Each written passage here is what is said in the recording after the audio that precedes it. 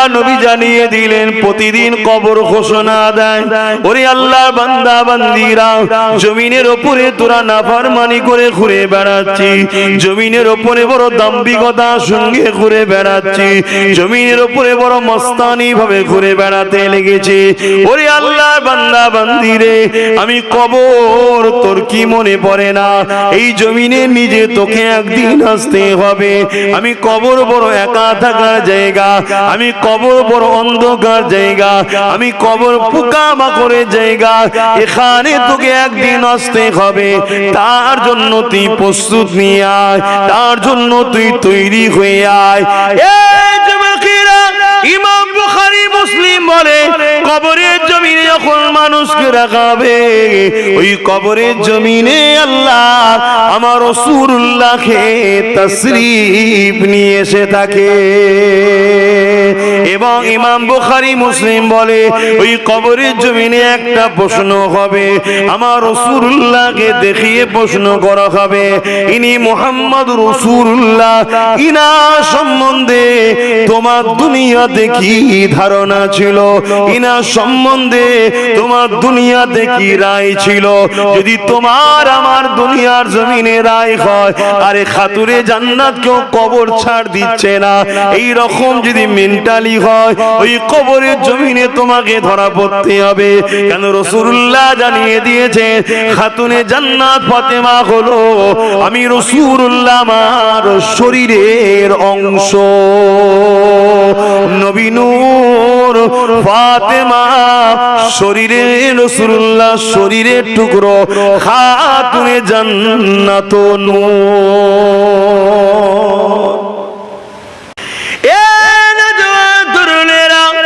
প্রথম খাঁটিটা যদি ফেল হয়ে যায়, সব জায়গায় তোমাকে সন্দেহ করে করে ধরা হবে। দুনিয়ায় যেমন বুঝাবার জন্য বলা হচ্ছে, আর প্রথম ঘাটিতে যদি তুমি ক্লিয়ার হয়ে যাও, বাকি জায়গা তোমার জন্য বড় সহজ আল্লাহ করে দেবে। কেন কবরে আখেরি প্রশ্ন যেটা হবে, এটা বড় কঠিন প্রশ্ন। আমার রাসূলুল্লাহকে দেখানো হবে ইনি হলেন মুহাম্মাদুর রাসূল, এটাও বলে দেওয়া হবে। ইনা সম্বন্ধে এখন তোমার কি রায় সেটা নয়, দুনিয়ায় কি রায় ছিল বলো, এখন বিপদে পড়ে তো সবকিছুই বলতে পারো, ওইখানে কি বলতে বলো? রাসূলুল্লাহ সম্বন্ধে তোমার ধারণা কি ছিল দেখো। আল্লাহ নবী জানিয়ে দিল, এ দুনিয়ার মানুষেরা, আমার খানদানকে যারা মহব্বত করে, তারা আমি রাসূলুল্লাহ আমার জন্যই মহব্বত করে। আমার খানদানে যারা বিরোধী করে, তারা মূলত আমি রাসূলুল্লাহ আমার জন্যই বিরোধী করে। এই দুনিয়ার জমিনে যারা আহলে রাসূলদের বিরোধী করে, খানদানে রাসূলদের বিরোধী করে, এই বিরোধী করাটার মূল লক্ষ্য হলো রাসূলুল্লাহরই বিরোধী করা। তাই দুনিয়ার জমিনে তুমি রাসূলকে কি বলে ডাকতে, কি নজরে দেখতে? নবীর পরিবারদের সম্মান মর্যাদাটা রাসূলুল্লাহরই সম্মান মর্যাদা। কেন তাদের সম্মান নবীর সঙ্গে জড়িয়ে আছে। তাই নবী আমার জানিয়েছিলেন, যারা আমার হাসান হোসেনকে ভালোবাসবে, তারা আমি রাসূলুল্লাহ আমাকে ভালোবাসলো, আর আমাকে যারা ভালোবাসে আমার আল্লাহ তাদেরকে ভালোবাসে। মুসলমান ঘরে ছেলেমেয়েরা, তরুণেরা, এই দুনিয়া জমিন কারো জন্য চিরস্থায়ী নয়। আল্লাহ পাক তোমাকে আমাকে এই দুনিয়া জমিনে পাঠিয়েছে পরীক্ষা নিবার জন্য। এই দুনিয়ার মায়াজালে জড়িয়ে গে আল্লাহ যদি রাসূলকে যদি ভুলে যায়, আখিরাত তোমার আমার বরবাদ হয়ে যাবে। আর এই দুনিয়া জমিনে থাকতে হবে, কারবারও করতে হবে, ব্যবসাও করতে হবে, সংসার করতে হবে, ছেলে পুলে লালন পালন করতে হবে, আবার আখিরাতের জন্য সঞ্চয় করতে হবে। কারণ আল্লাহ পাক কোরআনের মধ্যে বলেছেন, ওয়াল তানজুরু নাফসুম মা কদ্দামাত লিগাদ, প্রতিটা নফসের উচিত পরকাল নিয়ে বেশি বেশি চিন্তা করা। সেদিন যাদের ডানাতে আমলনামা পাবে তারা বড় খুশি আনন্দের মধ্যে থাকবে, কেননা তারা কামিয়াবি, তারা যাবে জান্নাতে। আর যাদেরকে আল্লাহ বাহাতে আমলনামা দেবে, এই বুকের মধ্যে দিয়ে হাত ঢুকিয়ে পিছন দিয়ে বার করে পিছন দিক দিয়ে বাহাতে আমলনামা দেবে। আল্লাহর ক্ষমতা আছে না নাই? একটু আওয়াজ দিয়ে বলবেন না? আছে, আল্লাহর ক্ষমতা আছে। তারা বড় লজ্জিত অপমানিত হবে। এই দুনিয়ার পরীক্ষাতেও দেখুন না, যেদিন মার্কশিট আউট হয়, রেজাল্ট আউট হয়, সবাই তো যায়, যারা পাস করে কত খুশি হয় না? হ্যাঁ, ক্যাটাগরি থাকতে পারে, কিন্তু ফেল যারা করে যায়,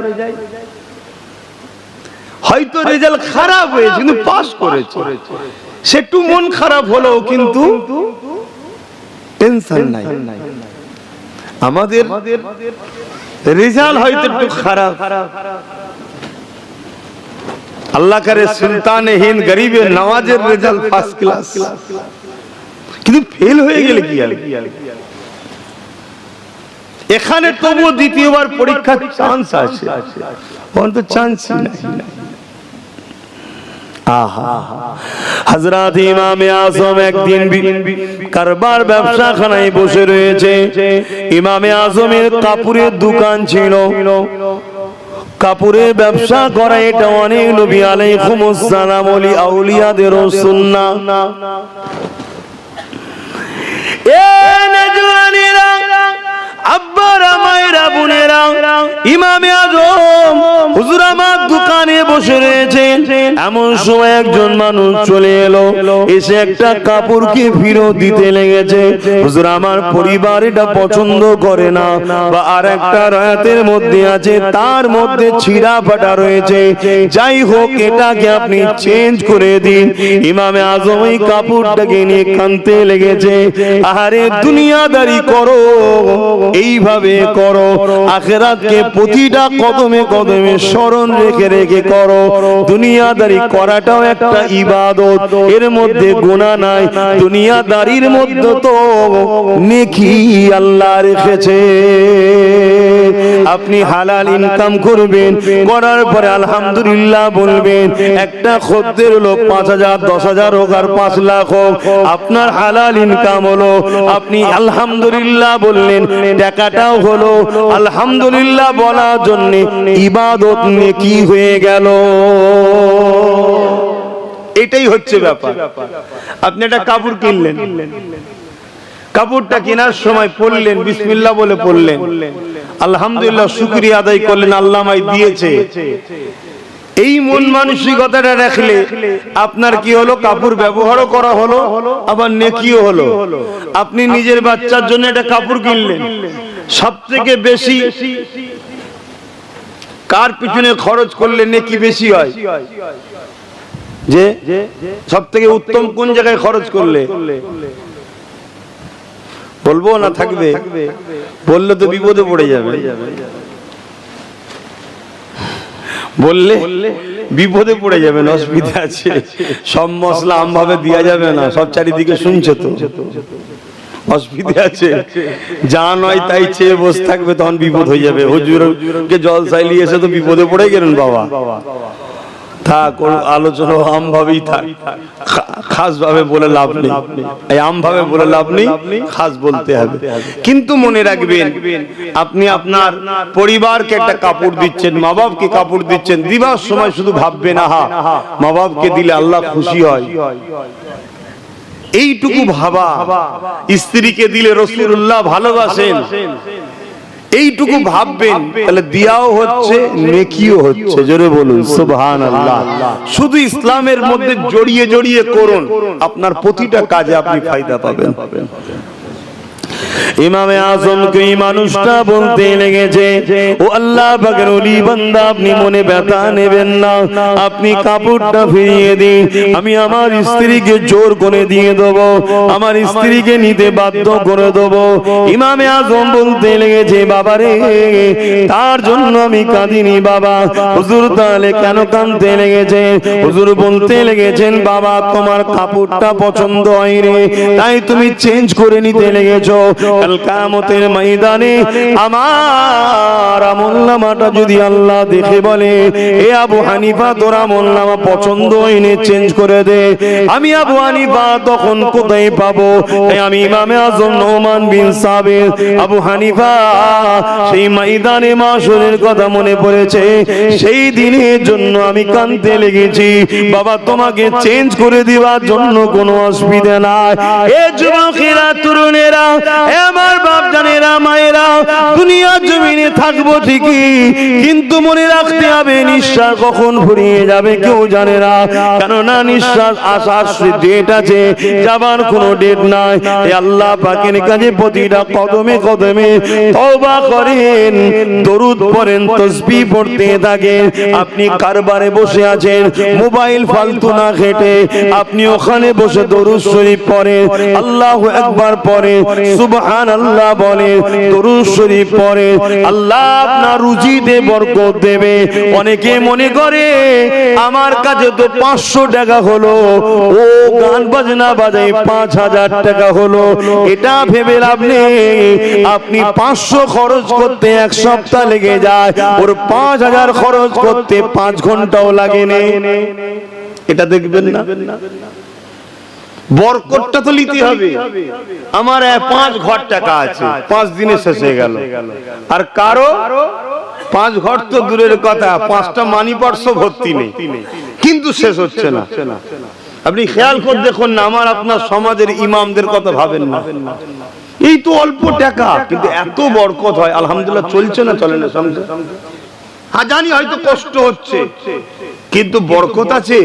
আর আমাদের দেখুন, অতএব বরকতটার কথা ভাবতে হবে, বরকতটা হালালে হবে, আল্লাহ কবুল করেন, বলুন আল্লাহুম্মা আমিন। তা দুনিয়াদারির মধ্যে দিয়ে আপনাকে আখিরাত ভাবতে হবে। আপনি যখন তাসবিহ পড়বেন, আল্লাহ আপনার রুজিতে বরকত দেবে, কারবারে বসে থাকবেন, বরকত দেবে। অনেক সময় দেখা যাবে আমার আল্লাহ আপনাকে পরীক্ষা লিবার জন্য ঠিক আজানের মাথাতেই, সারা দিন হয়তো বিক্রি হয়নি, আর ঠিক আজানের মাথায় একটা বড় খদ্দের পাঠিয়েছি, দেখি বান্দা আমার কি করে, দেখি বান্দা আমার কি করে। আপনি যদি মনে করেন সারা দিন তো হলো না, এই সুযোগে খদ্দেরটা পেয়েছি, এটাকে ছেড়ে দিলে হয়? নামাজ নাই, পরে একটু যাবো খনি, এটা একটা পরীক্ষা, মনে রাখবেন। কেন সারা দিন খদ্দের আনার ক্ষমতা আপনার ছিল না, এই খদ্দেরটা যিনি পাঠিয়েছে তিনিই সারা দিন আটকে রেখেছে। এটা আপনাকে দিয়ে পরীক্ষা চলছে। একবার পরীক্ষা হবে, দুবার পরীক্ষা হবে, 3 বার পরীক্ষা হবে। আল্লাহর রাস্তায় যখন চলবেন না, প্রথমটা শুরুটা হয় আগুনের উপর দিয়ে, কাঁটার উপর দিয়ে, কষ্টের উপর দিয়ে, কিন্তু একটা স্টপ পার হয়ে যাবার পর সেখানে শুধু শান্তি আর শান্তি, যেখানে আর কোনোদিন কষ্ট নাই। জোরে বলুন সুবহানাল্লাহ। আর দুনিয়াদারি শয়তানি রাস্তায় শুরু হয় ফুল বাগিচা দিয়ে, ফুল বিছানো দিয়ে, কিন্তু কিছুটা যাবার পরে যার কষ্টের আর কোনোদিন আবার শেষ নাই। আল্লাহর উপরে যদি আপনার আকীদা ঠিক থাকে, আল্লাহর উপরে যদি আপনার ভরসা থাকে, যখনই মুয়াজ্জিন বলে দেবে আল্লাহু আকবার, আল্লাহু আকবার, ওই সময় যদি খদ্দেরটা এসে যায়, আপনার বলা দরকার ভাই আপনাকে অপেক্ষা করতে হবে, কারণ আল্লাহর পক্ষ থেকে ডাক এসে গেছে, যিনি আমাকে বাঁচিয়ে রেখেছে। হয়তো আপনি 5 লাখ টাকার মাল নেবেন, কি 5000 কি 50 লাখ টাকার টাকার মাল নেবেন, কিন্তু মালটা নিয়ে চলে যাওয়ার পর আমি তো দুনিয়া থেকে চলে যেতে পারি, এই টাকাটার আমার কি মূল্য থাকবে? আল্লাহ পাকের কাজটা করে আসি, যদি আল্লাহ আমার রিজিকে আপনাকে রাখে, আমার ঈমান আমার আকীদা বলি আপনি অন্য কোন জায়গায় গেলেও মাল পাবেন না, আমার কাছেই আপনাকে ফিরে আসতে হবে, এরই নাম হলো ঈমান। তবে ঈমান এই পরীক্ষায় পাস করা বড় কঠিন, বড় কঠিন। কেন এখন রেসারেসি মার্কেট, আবার যদি চলে যায় ফসকে যাবে, কিন্তু না, আপনার তকদিরে যদি থাকে কোনোভাবে ফসকাতে পারে না। এই ঈমানটা আপনাকে রাখতে হবে। আর যদি ওটা আপনার তকদিরে না থাকে, আপনার সঙ্গে কথা বলতে বলতে দামাদারি করতে করতে দিকে নামাজও যাবে, এরও পছন্দ হবে না, চলে যাবে। আর যদি থাকে, মনে রাখবেন আপনি চলে যান, ঘুরে এসে দেখবেন ও ঘুরছে, এখানে চা খাচ্ছিল, ওখানে বসেছিল, আর ছিল কি গো ভাই, না তোমার অপেক্ষায় বসেছিলাম, মালটা লোবো। ঠিক নেই। আসেন, দুনিয়া জমিনটা আমাদের জন্য একটা পরীক্ষা ঘর, আজ আছি কাল নাই।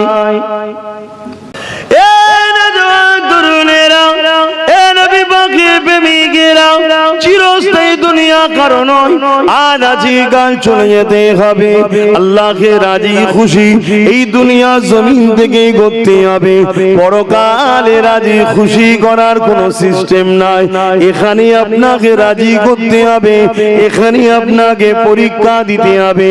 আপনি প্রতিটা নিঃশ্বাস ফেলার সময় আল্লাহর খুশির জন্য ফেলুন, প্রতিটা নিঃশ্বাস টানার সময় আল্লাহ পাককে খুশি করার জন্য টানুন। কেননা আল্লাহ আপনাকে আমাকে দুটো চোখ দিয়েছে, যদি এই দুটো চোখ না দিতাম অর্থটা কি জিনিস বুঝতেই তো পারতাম না। যদি দুটো পা না দিত, নিজের পায়ে হেঁটে কখনো নিজের কাজ করতে যেতে পারতাম না। যদি দুটো হাত না দিত, এই হাত দিয়ে হালাল ইনকামটা করতে পারতাম না। আল্লাহ পাক যদি আমাকে তোমাকে দিমাগে সুস্থ না করতো, এমন করে তেমন করে দিমাগ আল্লাহ না দিত, তাহলে তুমি আমি ব্যবসা করবার কিছুই তো বুঝতে পারতাম না। শুধু বুঝা নয়, বাপ মার কাছেও তুমি আমি বুঝা হয়ে যেতাম। হ্যাঁ, এটা দুনিয়া, মনে রাখবেন 100 বার আপনাকে মনে রাখতে হবে। একদিন না, দুদিন, 3 দিন নয়, 4 দিন, একদিন তোমার জন্মদাতা বাপি বলে উঠতো, আরে এই ছেলেটা গেলিয়ে বড় পেরেশান হয়ে গেলা, আরে এই ছেলেটা গেলে কোটি কোটি টাকা খরচ হয়ে গেল। একদিন তোমার কানে যখন এই আওয়াজটা আসতো, তোমার জন্মদাতা বাপ, তোমার জন্ম দুঃখিনী মা তোমাকে বোঝা মনে করছে, মনে দেখো তো দেখি তোমার দিলটা কত ভেঙে চুরমার হয়ে যেত। আমার আল্লাহ তোমাকে আমাকে তা করেনি, সুস্থ শরীর দিয়েছে, সুস্থ জিন্দেগি দিয়েছে, দিমাগ দিয়েছে, বুদ্ধি দিয়েছে। একটু সেগুলোকে খাটিয়ে হালাল ইনকাম করো, হারামের দিকে যেও না, আল্লাহকে খুশি করার জন্য চলো। এবং যারা চলে গেছে তাদেরকে স্মরণ রাখো, তাদের জন্য দুয়ার মাহফিল করো। কেন নবী আমার জানিয়ে দিলে, যখন কেউ মাইয়াদের জন্য দোয়া চায়, ওই দোয়াটা আল্লাহ পাক পিতা করে দেয় না। ইসালে সবের দোয়াটা আল্লাহ পাক জমা করে এমন করে জান্নাতি খানচায় সাজিয়ে রেশমের কাপড় দিয়ে ঢেকে দিয়ে ওগুলো মারদাদের রুহে রুই আল্লাহ বসে দেয়। মুর্দারা যখন এই সওয়াবটা পায়, ওই সময় তারা বড় খুশি হয়ে যায়। হে আমার আল্লাহ, এই সওয়াব কোথা থেকে আসছে? আল্লাহ পাক ওই সময় বলে, ওরে আমার বান্দা বান্দিরে, দুনিয়া জমিনে তোমরা সন্তান রেখে এসেছো, তোমাদের সন্তানেরা তোমাদের জন্য দান খৈরাত করেছে, ইসালে সওয়াব করেছে, দুয়ার মাহফিল করেছে, দ্বীনি আলোচনার মাহফিল করেছে, এলাকার মানুষরা সেখানে জমায়েত হয়েছে। তোমার প্রতিবেশীরাও তোমার জন্য দোয়া চেয়েছে, তোমার বাচ্চারাও তোমার জন্য দোয়া চেয়েছে, উলামারাও চেহারাও তোমার জন্য দোয়া চেয়েছে, আমি আল্লাহ সেগুলোকে জান্নাতি খাঞ্চা করে সাজিয়ে সাজিয়ে তোমাদের রুহে রুহে বক্সে দিলাম। আরো জোরে বলুন সুবহান। তারা বড় খুশি হয়, তারা বড় আনন্দিত হয়। আজকে আমার ভাইগুলো করছে, তার বাপের রূহ পাকে সব পৌঁছাবে, তারা বড় খুশি হবে। খুশি হয়ে যে আল্লাহকে জিজ্ঞেস করবে, আল্লাহ তারা তো আমাদের জন্য করলো, আমরা কি করব?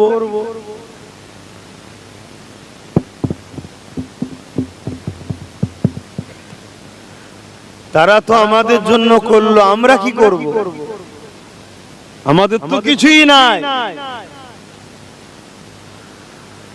আল্লাহ পাক ওই সময় বলবে, তোমরাও তাদের জন্য দোয়া চাও।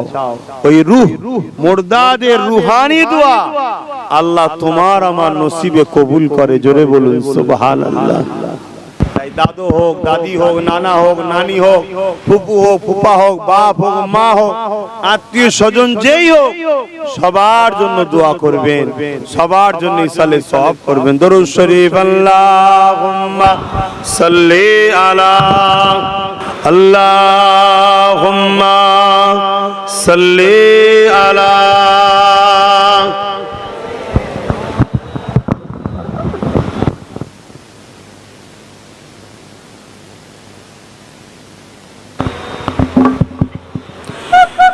एक मैं ही नहीं उन पर कुर्बान ज़माना है, एक मैं ही नहीं उन पर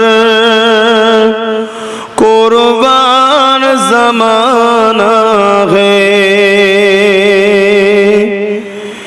एक मैं ही नहीं उन पर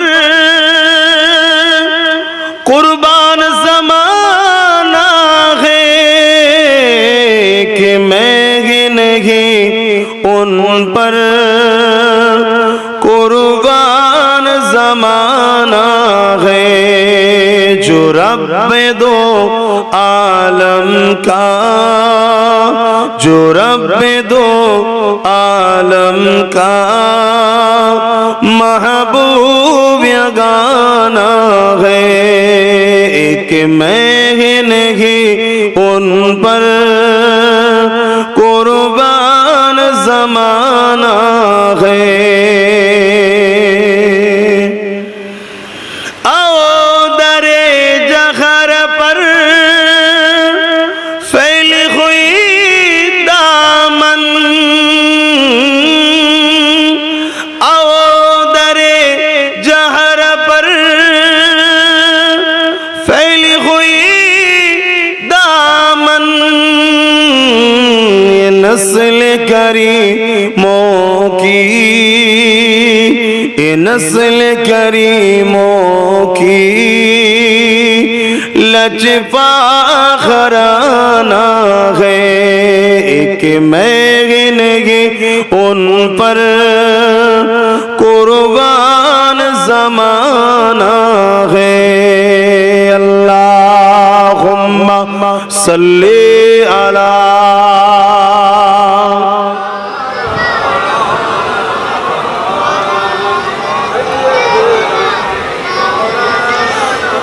আমার বাপ জানেরা, অনেকে দেখবেন জলসা মাহফিলে অনেক জায়গায় শোনা যায়, আমি কোন আলেমের সমালোচনা করছি না, কিন্তু আপনাদেরকে সতর্ক করছি মুনাফিকদের থেকে। অনেকে দেখবেন আলোচনা করে, কবর নাকি বলেছিল আমি ফাতেমা কার বেটি, কার স্ত্রী, এসব আমি বুঝি না, এসব ওয়াজগুলো করে দেখবেন। এই ওয়াজটা করা হচ্ছে আম মাহফিলের জন্য, করাটাই নিষেধ। আম মাহফিলের জন্য এই আলোচনা নয়, এটা হলো শুধুমাত্র সতর্ক করার জন্য, যাতে করে আমরা ভাবি আমাদের কবরে কি হবে, এর উদ্দেশ্যে করে এটা শিক্ষা। কিন্তু আজ আমি আপনাকে বলে যাচ্ছি, মাটির ক্ষমতা নাই খাতুনে জান্নাত অনেক দূরের কথা, আপনার ঘরের যদি কোনো মেয়ে নিজেকে খাতুনে জান্নাতের চাকরানি মনে করে, নকার মনে করে, তাকেও কবরের ক্ষমতা নিয়ে রূপ ধরতে পারে। জোরে বলুন সুবহানাল্লাহ।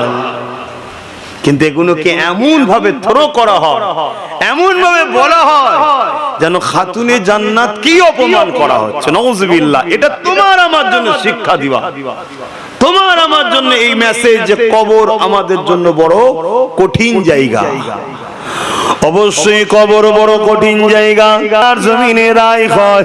আরে খাতুরে জান্নাত কেউ কবর ছাড় দিচ্ছে না, এই রকম যদি মেন্টালি হয়, ওই কবরের জমিনে তোমাকে ধরা পড়তে হবে। কেন রাসূলুল্লাহ জানিয়ে দিয়েছে, খাতুনে জান্নাত ফাতেমা হলো আমি রাসূলুল্লাহ আমার শরীরের অংশ। নবী নূর ফাতেমা শরীরের রাসূলুল্লাহ শরীরের টুকরো, খাতুনে জান্নাত নূর। আকীদা কি ছিল বলো? তার আগে আমরা অনেকে সবাই শুনেছি তিনটে প্রশ্ন কবরে হবে। এটা ঠিক, এটাও হাদিস। তিনটে প্রশ্ন হবে। মান রাব্বুকা, তোমার রব কে? মা দিনুকা, তোমার দিন কি? আরেকটা প্রশ্ন রাসূলুল্লাহকে দেখিয়ে জিজ্ঞেস করা হবে, ইনি মুহাম্মদ সাল্লাল্লাহু আলাইহি ওয়াসাল্লাম, ইনার সম্বন্ধে তোমার দুনিয়ায় ধারণা কি ছিল? আগের দুটো হচ্ছে কি? আগের দুটো হচ্ছে টিক দিয়া প্রশ্ন, টিক দাও, এক কথাই উত্তর। এক কথাই যেটা ভাষায় বুঝি আমরা, এক কথাই উত্তর। কেন এই তিনটে প্রশ্ন হবে? আর ইমাম বুখারী কেন একটা বলল, এর একটু বিস্তারিত আপনাদের বলে দিই।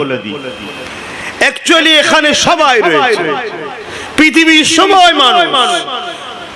জিজ্ঞেস করা হবে তোমার রব কে? এক কথায় রব্বি আল্লাহ। তা যাদের রব আল্লাহ তাদেরকে আলাদা করো, অর্থাৎ যাদের রব আল্লাহ নয় তাদের থেকে আলাদা করো। তাহলে একটা প্রশ্নের কাজ মিটে গেল। দ্বিতীয় নম্বর, রব তো আল্লাহ বলছে, দিনটা কি জিজ্ঞেস কর। এই দ্বিতীয় নম্বর প্রশ্ন করাবে, মা দিনুকা, তোমার দিন কি? রব আল্লাহ যারা বলেছিল তাদের মধ্যে থেকে আবার বাছাই করা হচ্ছে। যারা বলে রব আল্লাহ তাদের সবার দিন কিন্তু ইসলাম নয়। মুখে হয়তো লাখো কোটি লোক বলে ইসলাম, কিন্তু ইসলামকে মিটাবার জন্য লাখো কোটি মুসলমানই যথেষ্ট আজকে পৃথিবী জুড়ে ঘুরে বেড়াচ্ছে। দেখুন, তারাই তো ইসলামকে ক্ষতি করছে। যা কো বিষয় বেশি ডিপে যাব না, আজকে খাস দোয়া। আমি যেটা বুঝাতে চাইছি, তাহলে মা দিনুকা, তোমার দিন কি? যারা বলবে দিন ইসলাম, আলহামদুলিল্লাহ, তাদেরকে আবার আলাদা করো। যারা দিন ইসলাম নয় বলতে পেরেছে তাদের থেকে, তাহলে যাদের রব আল্লাহ নয় তাদের থেকে যাদের রব আল্লাহ তাদেরকে আলাদা করা হলো। রব আল্লাহ যাদের, তাদের মধ্যে দিন ইসলাম কার কার দেখো, তাদেরকে আবার আলাদা করো। আবার আলাদা করা হয়েছে। এবারে এদেরকে বিস্তারিত প্রশ্নের উত্তর দিতে হবে। এগুলো ছিল এক কথাই উত্তর। বিস্তারিত কি? মুহাম্মদ রাসূলকে দেখানো হবে। জোরে বলুন সুবহানাল্লাহ। দেখিয়ে বলা হবে ইনার সম্বন্ধে দুনিয়ায় তোমার কি রায় ছিল বলো। কি বলে ডাকতে, কি নজরে দেখতে, কেমন মনে করতে, টোটাল খুলে লেখো। এবারে খুলে বলো। এখানের এক কথাই নয়, কথা বুঝতে পাচ্ছি? ওইটাই হচ্ছে সব থেকে বড় ভাইটাল বিষয়। কবরে যারা পাস করবে প্রতিটা মঞ্জিল তাদের জন্য আসান হয়ে যাবে, কেননা কবর হলো প্রথম মঞ্জিল।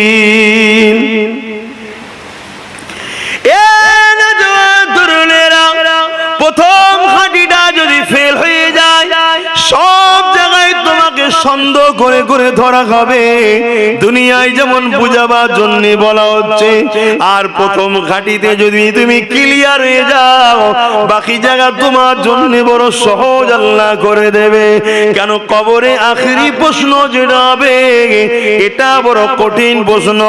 আমার রাসূলুল্লাহকে দেখানো হবে ইনি হলেন মুহাম্মাদুর রাসূল, এটাও বলে দেওয়া হবে। ইনা সম্বন্ধে এখন তোমার কি রায় সেটা সেটা নয়, দুনিয়ায় কি রায় ছিল বলো? এখন বিপদে পড়ে তো সবকিছুই বলতে পারো, ওইখানে কি বলতে বলো? রাসূলুল্লাহ সম্বন্ধে তোমার ধারণা কি ছিল? দেখো আল্লাহ নবী জানিয়ে দিল, এ দুনিয়ার মানুষেরা, আমার খানদানকে যারা মহব্বত করে, যারা আমি রাসূলুল্লাহ আমার জন্যই মহব্বত করে, আমার খানদানে যারা বিরোধী করে, যারা মূলত আমি রাসূলুল্লাহ আমার জন্যই বিরোধী করে, এই দুনিয়ার জমিনে যারা আহলে রাসূলদের বিরোধী করে, খানদানে রাসূলদের বিরোধী করে, এই বিরোধী করাটার মূল লক্ষ্য হলো রাসূলুল্লাহরই বিরোধী করা। তাই দুনিয়ার জমিনে তুমি রাসূলকে কি বলে ডাকতে, কি নজরে দেখতে? নবীর পরিবারদের সম্মান মর্যাদাটা রাসূলুল্লাহরই সম্মান মর্যাদা, কেন তাদের সম্মান নবীর সঙ্গে জড়িয়ে আছে। তাই নবী আমার জানিয়েছিলেন, যারা আমার হাসান হোসেনকে ভালোবাসবে, তারা আমি রাসূলুল্লাহ আমাকে ভালোবাসলো, আর আমাকে যারা ভালোবাসে আমার আল্লাহ তাদেরকে ভালোবাসে। এই প্রশ্ন কিন্তু কবরে বড় ভাইটা, এই জায়গাতেই কিন্তু সব বেশিরভাগ ধরা পড়ে যাবে। কেন আজকাল আমরা রসুল সম্বন্ধে আমাদের অনেক গাফলতি, রসুল সম্বন্ধে আমাদের অনেক দুর্বল, রসুলকে চিনা জানা বুঝা, নবী সম্বন্ধে জানার চেষ্টা করা ধরতে গেলে একেবারেই জিরোর দিকে চলে গেছে। তাই আমার মনে হয় প্রতিটা মাহফিল যেগুলো গ্রামে হয়, ওই মাহফিলের ব্যানারে লিখে থাকা দরকার যে মুহাম্মদ সাল্লাল্লাহু আলাইহি সাল্লামের আলোচনার মাহফিল, একদম বাংলায় রাসূলুল্লাহর আলোচনার মাহফিল।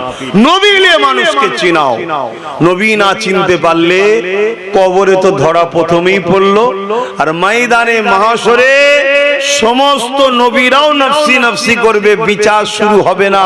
আমার রাসূলুল্লাহ যতক্ষণ না যে সেজদায় পড়ে বলবে আল্লাহ বিচারটা শুরু করে দেন, আর সহ্য করতে পারছে না মানুষগুলো। এটাকে শাফাআতে কুবরা বলা হয়, বড় শাফাআত। সমস্ত নবীর উম্মত সবার জন্য নবী শাফাআত করবে। জোরে বলুন সুবহানাল্লাহ।